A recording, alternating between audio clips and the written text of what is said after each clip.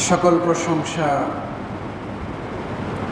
সময়ের স্রষ্টা আল্লাহ সুবহানাহু ওয়া তাআলার জন্য, যিনি প্রতিটি মুহূর্ত, প্রত্যেকটা সেকেন্ড, তা দিয়ে মিনিট, তা দিয়ে ঘন্টা, ঘন্টা দিয়ে দিন, দিন দিয়ে মাস, মাস দিয়ে বছর, যিনি সৃষ্টি করেছেন 12টি মাস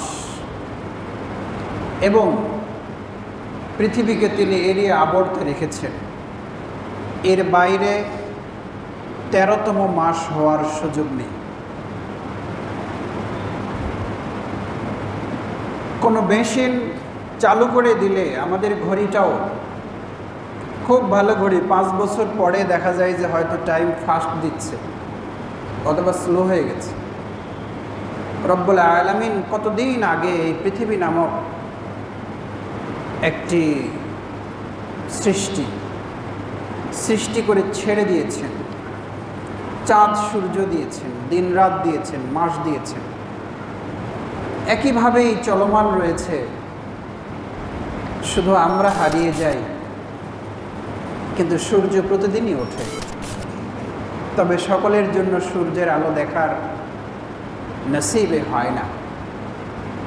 যে আল্লাহ সুবহানাহু ওয়া তাআলার সৃষ্টি সময় নামক একটি চূড়ান্ত কাঠামোর ভিতরে আমাদেরকে রেখেছেন, আমরা এই সময় নামক চূড়ান্ত কাঠামো বা ফ্রেমকে অতিক্রম করতে পারি না। এজন্য নত হয়ে দয়াময় আল্লাহর জন্যই কালিমাতুশ শুকুর, কৃতজ্ঞতার বাক্য, যে আল্লাহ বড় পছন্দ করেন, আমরা সকলেই হৃদয় থেকে বলি আলহামদুলিল্লাহ।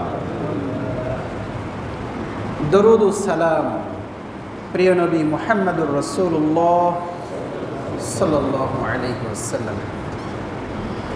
সম্মানিত মুসল্লিবৃন্দ, উপস্থিত সুধী, প্রিয় আহিব্বা, আজকে আপনাদের সামনে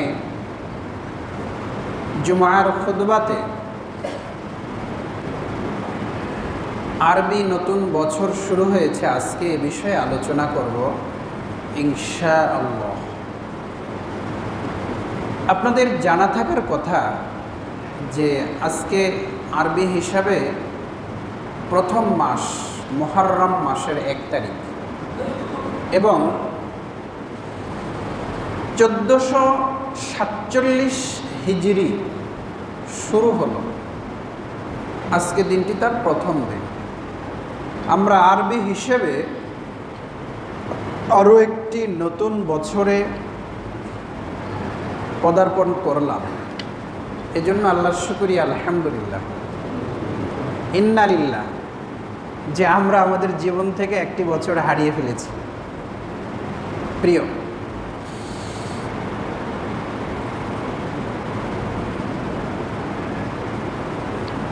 আমরা দেখে থাকি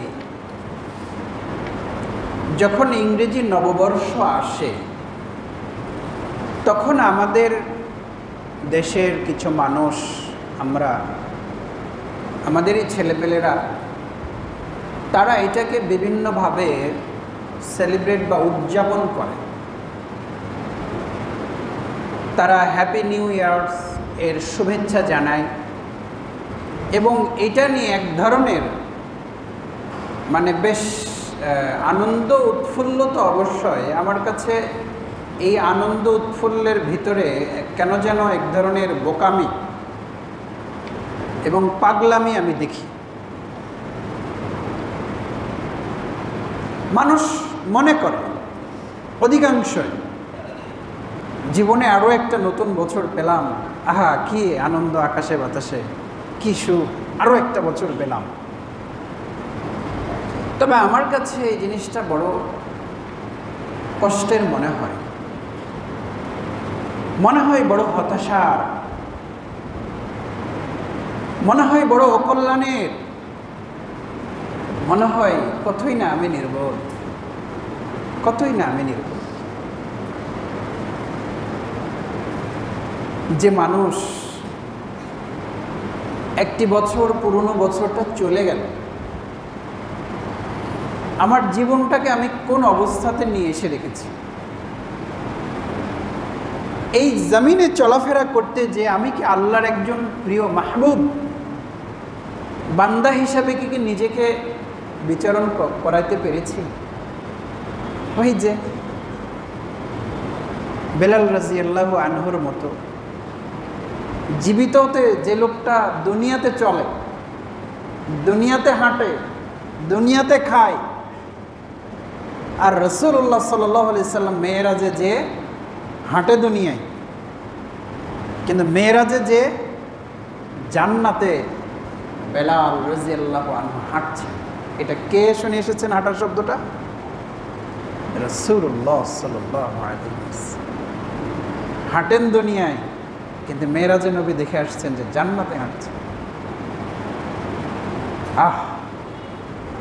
আল্লাহু আকবার, সুবহানাল্লাহ। এটা কি হাদিস, কি একটি ঘটনা! মানুষটা মরেই নাই। আমি বলেছি এখানে আপনারা যারা আছেন, আমাদের সকলের চেহারা, আমাদের এখানে সবচেয়ে যার চেহারা খারাপ, খারাপ বলতে আসলে আল্লাহর কাছে তো এটা খারাপ ভালোর কিছু নেই, মানে আমাদের দুনিয়াবি চোখে সবচেয়ে যার চেহারাটা কুৎসিত, সেটাও বেলাল রাদিয়াল্লাহু আনহুর চেয়ে 100 গুণ ভালো। বেলাল রাদিয়াল্লাহু আনহু কি কুৎসিত, কালো চেহারা, দাঁতগুলো বড়, ঠোঁটগুলো মোটা, দেখতে কেমন মনে হয়, কিন্তু এই মানুষটাকে আল্লাহ এত ভালোবাসেন। আল্লাহু আকবার। আপনার আমার সুন্দর চেহারা কি হবে? এখানের সবচেয়ে যে গরিব মানুষটা, সেও বেলাল রাদিয়াল্লাহু আনহুর চেয়ে ধনী। সবচেয়ে গরিব মানুষটা এখানে যারা আপনারা আছেন দুনিয়াবি চোখে, তারপরেও তো একটা চালা দিয়ে নিজের ঘরে তো আছেন নাকি? না হলে তো সরকার আপনাকে তো একটা ভূমিহীন হিসাবে তো বাড়ি দিয়েছে। আহলি সুফফা মসজিদে নববীতে থাকতেন বেলাল রাদিয়াল্লাহু আনহু। পরবর্তীতে অন্য আরও তার হয়েছিল, কিন্তু তার জীবনের একটা বড় অংশ মসজিদে নববীতে কাটিয়েছে। ওখানেই খাওয়া, ওখানেই ঘুমানো। হে প্রিয় উপস্থিত মুসল্লিবৃন্দ, নতুন একটি বছর আসে যখন আমরা আনন্দ করি, আমাদেরকে আনন্দ করার কি যোগ্যতা রয়েছে বলে? না, আমি এই বছরটাকে পিছিয়ে হটিয়ে দিয়েছি, দিয়ে আমি সামনের বছরকে আগায় নিয়ে আসছি। যেমন আমরা একটা চেয়ার পিছনে হটে দিয়ে আরেকটা চেয়ার সামনে নিয়ে আসতে পারি। তা আমরা কি একটা সেকেন্ডকে কি সময়কে কি আগে পিছিয়ে কি হটায়, এই শুক্রবারকে হটায় দিয়ে বুধবারটাকে আনে দিলাম এখানে সেট করে দেই তো, বা শুক্রবারকে হটায় দিয়ে আজকে তো শুক্রবার 12:50 বাজে, তো এটাকে একটু হটায় দিয়ে শনিবার 12:50 করে দিই। এই টাইমটা আমাদের কি ক্ষমতা আছে? আমরা তো এই বছরটাকে তো ঘুরাই নাই, এটা তো আমাদের হাত না। তো আমার আনন্দ করার জায়গা কোথায়?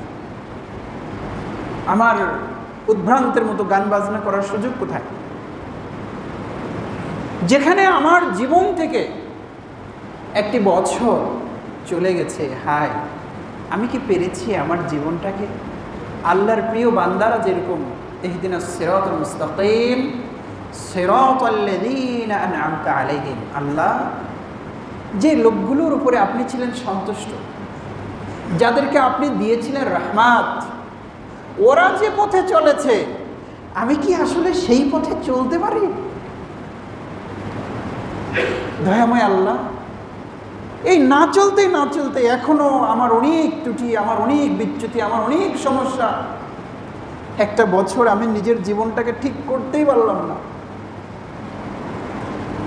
না করতে না করতে বছরটা শেষ হয়ে গেল, আমার তো কান্না করার কথা, আমার তো আফসোস করার কথা, আমাকে তো দুঃখ করার কথা।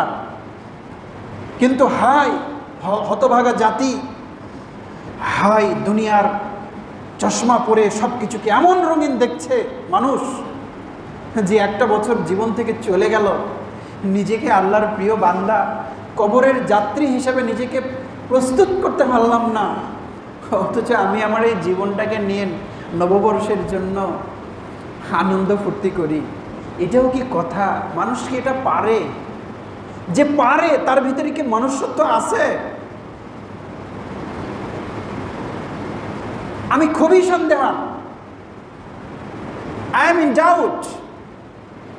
সম্ভবত আমাদের ভিতরে উই হ্যাভ নো হিউম্যানিটিস। আসলেই কি মানবতাবোধটা, মানুষ হিসাবে যে দৃষ্টিটা, যে চোখটা, যেটা দেখার কথা ছিল, সেটাকে আপনি আমি দেখতে পারি? তো আপনি আমি যদি সেটা দেখতে না পারি, তাহলে এই মানুষ হিসাবে, আল্লাহর সেরা সৃষ্টি জীব হিসাবে আপনার আমার দুনিয়াতে কি দাম? কেন আপনি আশরাফুল মাখলুকা? আল্লাহ বলেন, ইয়া আইয়ুহাল্লাযীনা আমানুত্তাকুল্লাহ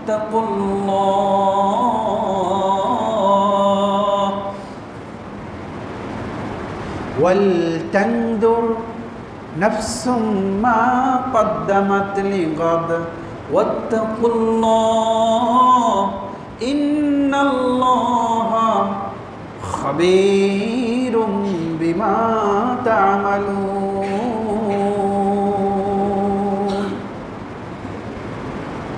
হে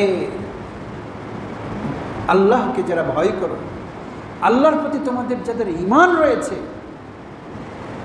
ওয়াল তানজুর নাফসুম মা কদ্দামাত লিগাদ, প্রত্যেকের এটা দেখা উচিত, এটা চিন্তা করা উচিত। সে কেন করে না চিন্তা? যে মা কদ্দামাত লিগাদ, তার যে আগামী যে দিনটা আসছে, আপনার আমার আগামী যে পর্বটা আসছে।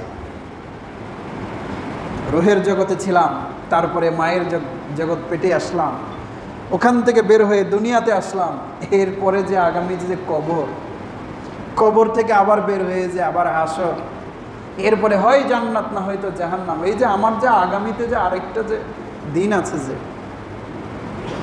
আল্লাহ বলেন ওয়াল তানজুরু নাফসুম মা কদ্দামাত লিগাদ, আগামী দিনটার জন্য তুমি কি পাঠিয়েছো, কি সওদা পাঠিয়েছো, কি আমল পাঠিয়েছো, তুমি এটা দেখো। তোমার দেখা উচিত। তুমি যা করো, আল্লাহ এ ব্যাপারে খুব ভালো করে সংবাদ রাখেন, আল্লাহকে ভয় করো। এটা আল্লাহ বলছেন যে তুমি আগামী দিনের জন্য কি পাঠিয়েছো সেটা দেখো। আপনি আমি আগামী, আপনার আমার আগামী দিনের জন্য কি মাল সামানা রেডি আছে, কতটুকু প্রস্তুত আমরা ওই সফরে যাওয়ার জন্য, কবরের যাত্রী হওয়ার জন্য আপনার আমার কতটুকু তৈরি, আপনি আমি এখনই মানসিকভাবে। একটা প্রশ্ন আপনি মাথায় নেন, মানুষ কেউ মরতে চায় না, আমিও না, আপনিও না।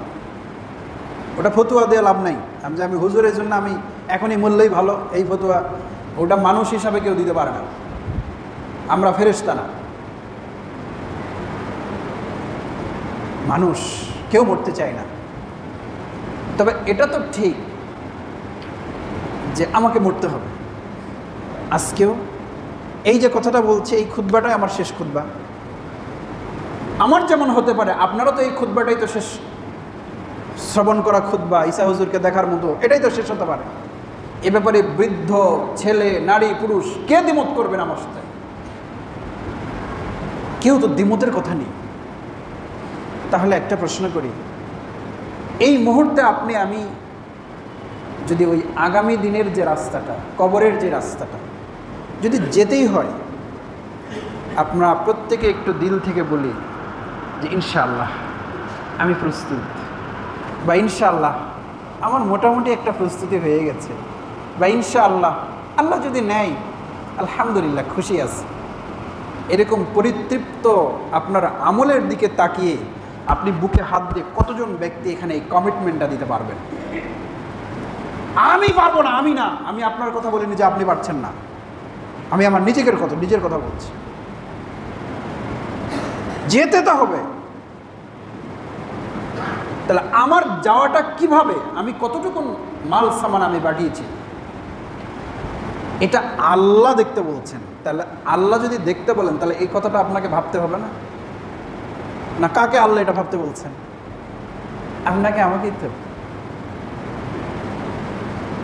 যে জাতি এইটা ভাবতে পারে না, এই লোকগুলো নতুন বছর আসলে গান বাজনা করে, আনন্দ ভর্তি করে। এখন কি মনে হচ্ছে, এরা কি আদৌ কি বুদ্ধিমান প্রাণী? এরা আদৌ বুদ্ধিমান প্রাণী না, নির্বোধ।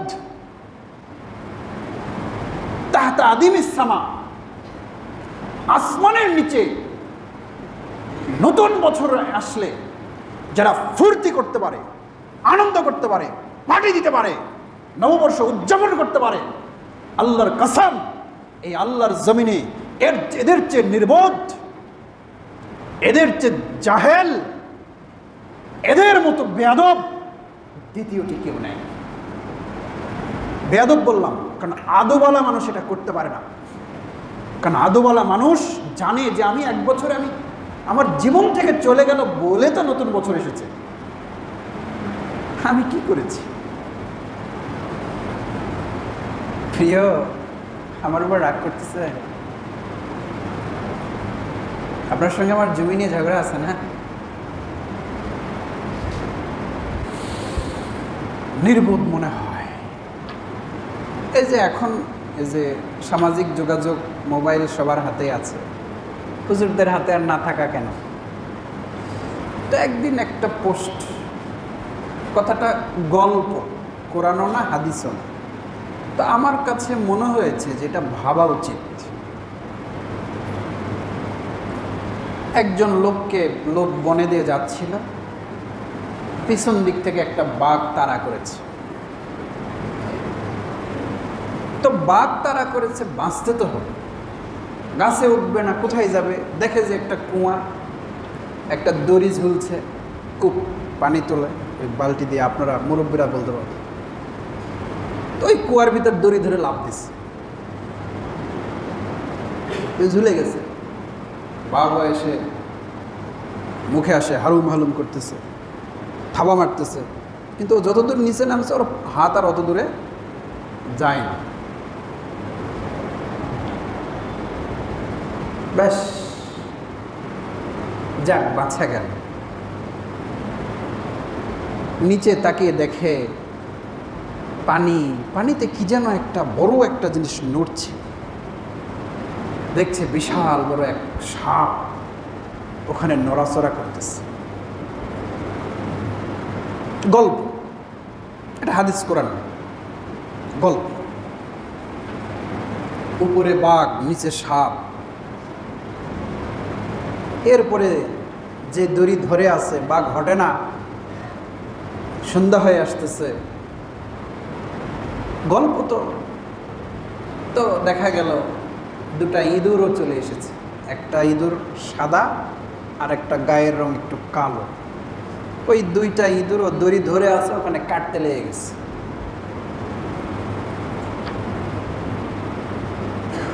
এই লোকটার এখন ভাবনাটা কি হওয়া উচিত? পেটে কি ভাত ঢুকবে?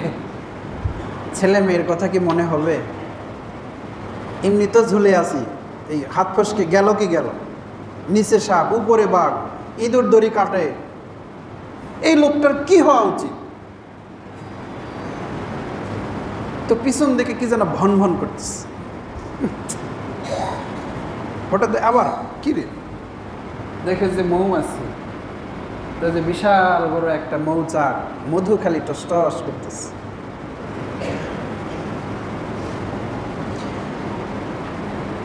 এই পর্যায়ে এসে যদি কোনো মানুষ বাঘের কথা যদি ভুলে যায়, আজরাইলের কথা যদি কেউ ভুলে যায়, দুনিয়াতে এসেছে, কবরের কথা যদি কেউ ভুলে থাকে, অথচ সাপওয়ালা কবর মানুষের জন্য অপেক্ষা করছে, যে দড়িটা ধরে আছে ওইটা তার একটা আয়ু, ও যতদিন দড়ি আছে ততদিন ও আছে, ও পড়বেই গা সাপের মুখে, ওকে পড়তেই হবে, মাফ নেই। একটা দিন সাদা আর একটা রাত হলো কালো, রাত যায় দিন যায়, ওই ইঁদুরগুলো আমার আয়ুর যে দড়িটা এটা টুকটুক করে কাটতে থাকে, যত কাটে তত আমার দড়ি দুর্বল হয়, যত কাটে তত আমার দড়ি দুর্বল হয়, তত আমি ওই সাপের মুখে পড়তে যাচ্ছি, নিচে আমি নেমে যেতে চাচ্ছি, আমার ধ্বংস অনিবার্য, এমন অবস্থা হয়ে আছে। মানুষ ভুল বুঝে আছে যে একটা করে দিন গেল, একটা করে মাস গেল, একটা করে বছর গেল, নতুন নববর্ষ এসেছে, মহানন্দ মহা খুশি, আহা কি আনন্দ, হ্যাপি নিউ ইয়ার। নির্বোধ আহাম্মক মানুষ, অথচ কমে যাচ্ছে, বছরটা চলে গেছে। আপনার তো হতাশ হওয়া দরকার, কান্নাকাটি করা দরকার। একটা বছর চলে গেল, ইস কি করলাম রে ভাই একটা বছর। মানুষ কান্নাকাটি করবে আর অমানুষ আনন্দ ফুর্তি করতেছে। এজন্য আমি আপনাকে বেয়াদব যারা এটা করে আমি তাদেরকে তাই বললাম, আমি বলবো ইটস মাই রাইট।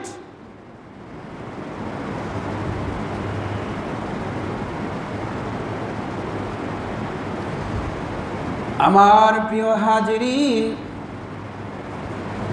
এইভাবে বছরগুলো চলে যায়, মানুষ ভুলে থাকে।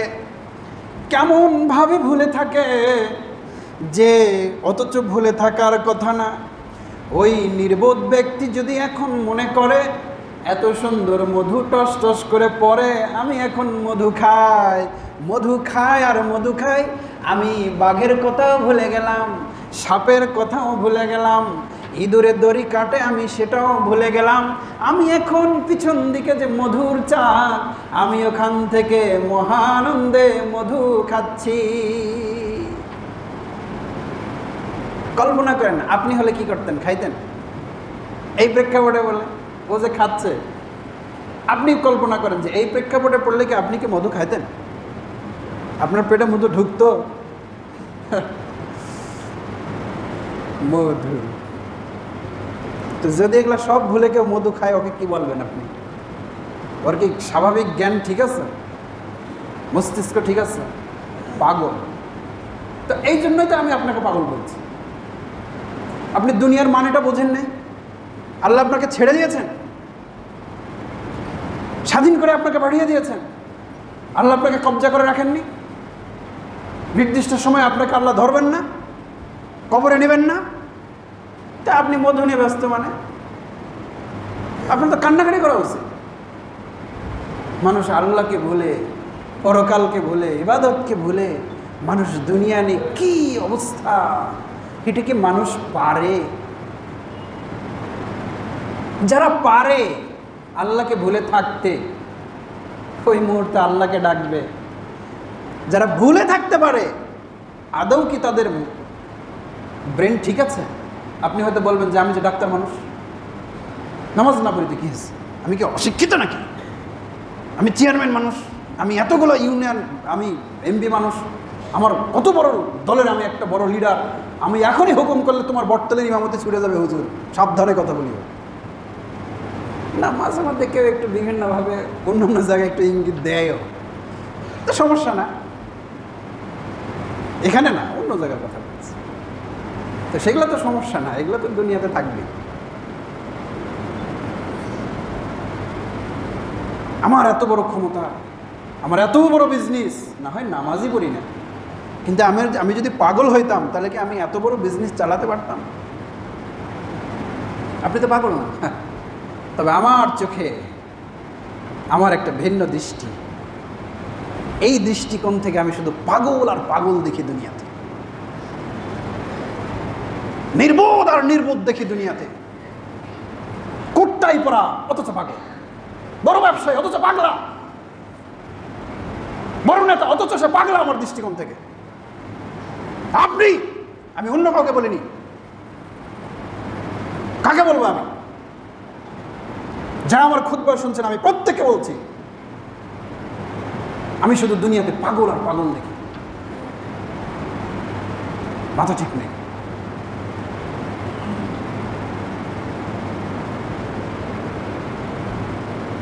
প্রিয় সুধী, এটা হলো জীবনের রহস্য,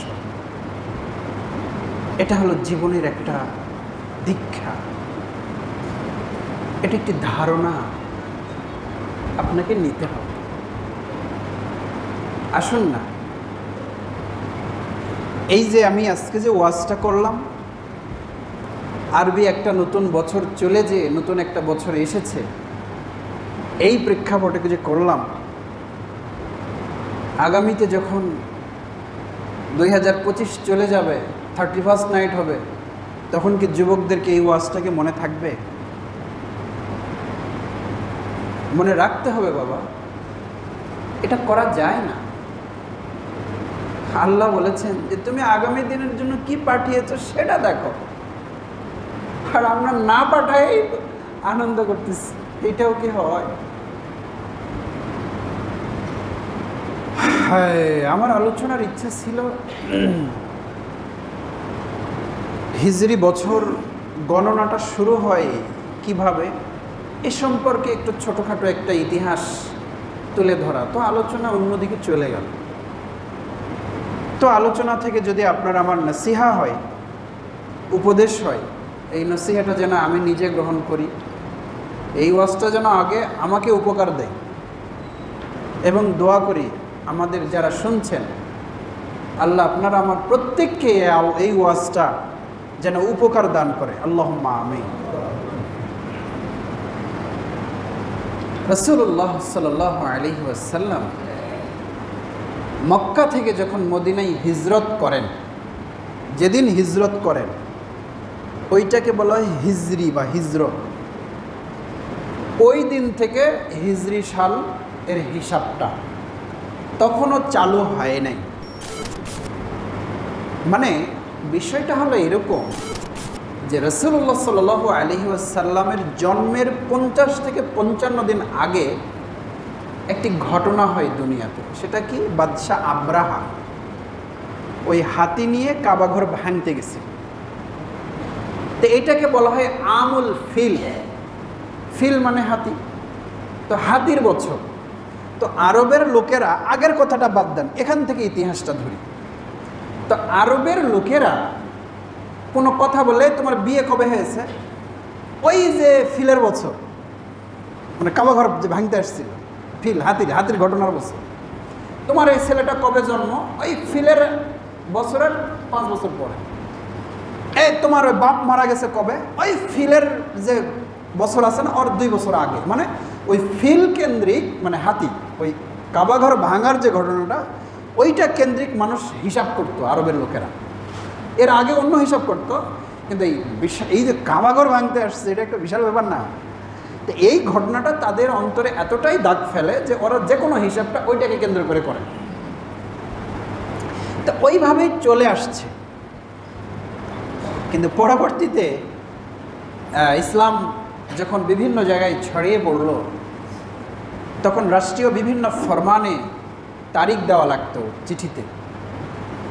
তখন সেক্ষেত্রে আল্লাহ রসুল সাল্লাল্লাহু আলাইহি ওয়াসাল্লামের বিদায়ের পরে, আবু বকরেরও বিদায়ের পরে, ওমর রাদিয়াল্লাহু আনহুর সময় হিজরি 17 বছরে, 17তম হিজরি তে এসে সাহাবীদের মাঝে ব্যাপক এটা নিয়ে আলোচনা হতে লাগলো যে এই হিজরত যখন হয়ে গেল, তখন মুসলমানরা বা আরবের লোকেরা ওই ফিলের বছরের যে ঘটনা, ওইভাবে যে বলতো যে তোমার জন্ম কখন, মৃত্যু কখন, অমুকের কি হয়েছে কখন, ওইসব ফিলের ঘটনাকে কেন্দ্র করে যে বলতো, এই হিজরত যখন করলো মুসলমানরা, নিজেদের দেশ মাতৃভূমি ছেড়ে যখন মক্কা ছেড়ে মদিনায় আসতে হলো, এটা তাদের জীবনে কত বড় একটা দুঃখজনক ঘটনা যে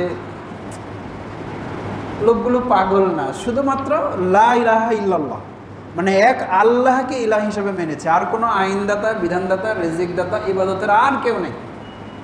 শুধুমাত্র এক আল্লাহ মেনেছে, দুনিয়ার অন্য আর কাউকে রব হিসাবে মানে না। এটাই তাদের ওমা নাকামা মিনুবিল্লাহি ইউমিনু বিল্লাহিল আজিজিল হামিদ। অপরাধী তাদের এইটা, যে আল্লাহর প্রতি ঈমান আনে।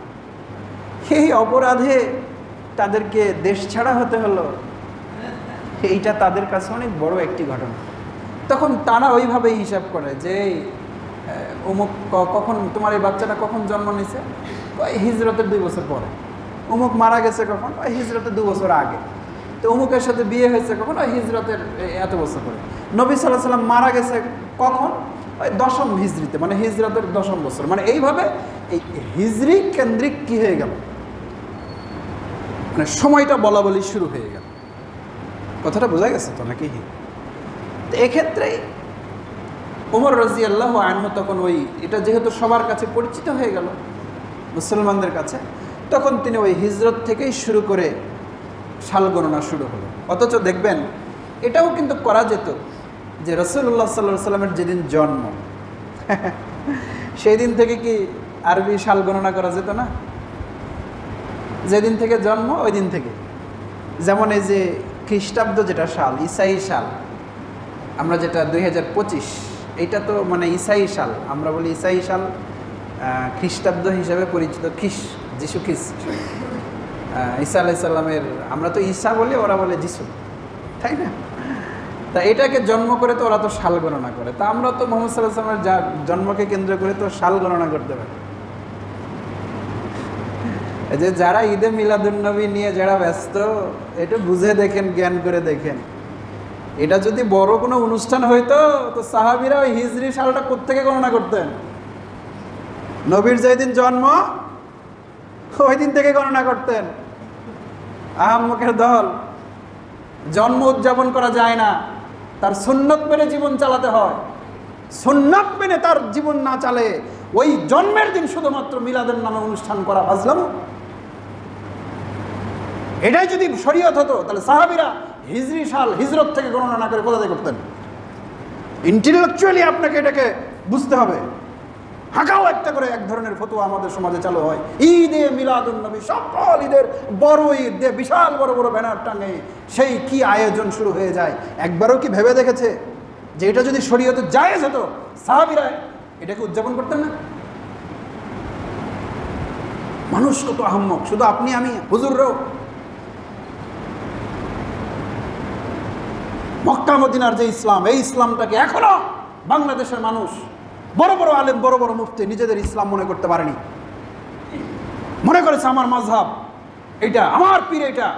মক্কা মদিনাতে কি আছে এটা আমার দেখার বিষয় কথা না। আরে ইসলামে মক্কা মদিনা হচ্ছে সেন্টার, ওখানে আল্লাহ রাসূল শুয়ে আছে, ওখানে কাবা ঘর আছে, ওখানে যদি আমিন জোরে হয় তাহলে পৃথিবীর সব মুসলমানের আমিন জোরে বলা উচিত।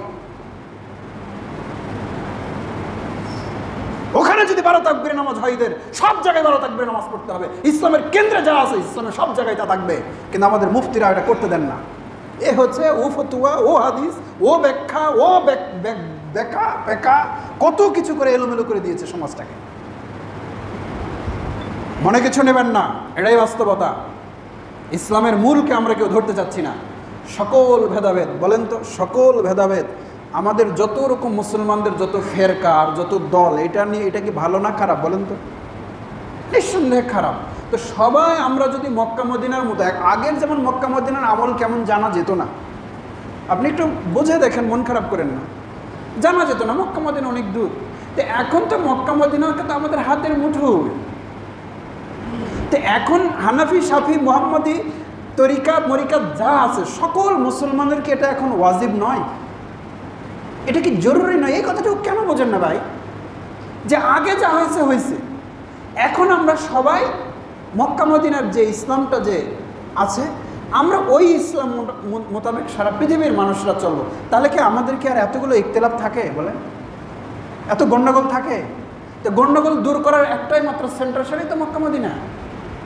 তা আপনি আমি মক্কা মদিনার আমলের সাথে আমাদের দুশ্মনী কি? কাকে কি বোঝাবো ভাই? ভালোবাসতে পারি না আমরা? নিজেদের মাযহাবের চেয়ে কি ওখানটাকে বেশি প্রাধান্য দিতে হবে না? কবে এই বুঝটা আপনার আমার আসবে?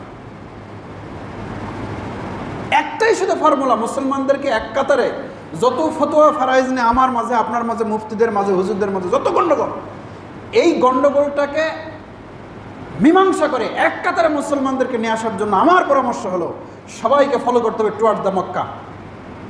মক্কা এবং মদিনায় যে ইসলাম চালু আছে, আমি সৌদি আরবের কথা বলছি না, কারণ মক্কা মদিনা মানে সৌদি আরব না, সেখানে বাদশাহী শাসন, সেখানে অনেক পক্ষ বিপক্ষ থাকতে পারে, কিন্তু মদিনার ইসলাম মদিনা তো থাকবে, তো আল্লাহ তো রাখবেন কিয়ামত পর্যন্ত। আমি ওই কথাটা বলতে চাচ্ছি, সকল পৃথিবীর মুসলমানরা যদি এখানকার ইসলামটা যদি মেনে নিত, তাহলে আমাদেরকে আর হানাফি, মোহাম্মদী, শাফি, মালিকি, উমুক মাঝভেন্ডার, উমুক তমুক তরিকার এগুলোর তো কোনো ভাগের দরকার আছে? আমরা এক হয়ে যেতে পারতাম। আসেন না, আমরা এই দাওয়াতটাই দিচ্ছি, আমরা সবাই এক জায়গাকে ফলো করি। আল্লাহ আপনাকে আমাকে তৌফিক দান করে। সম্মানিত সুধী, একটা কথা বলে শেষ করে নিই। জন্ম নিয়ে হিজরি সাল গণনা হয়নি, এটাকে কি আপনি একটু জ্ঞান করে কি বুঝতে পারলেন যারা ঈদে মিলাদুন্নবী পালন করেন? আমার এই আলোচনার পিছনে অনেকগুলো কারণ আছে। 12ই রবিউল আসলেই তো একটা ফিতনা শুরু হয়ে যায়।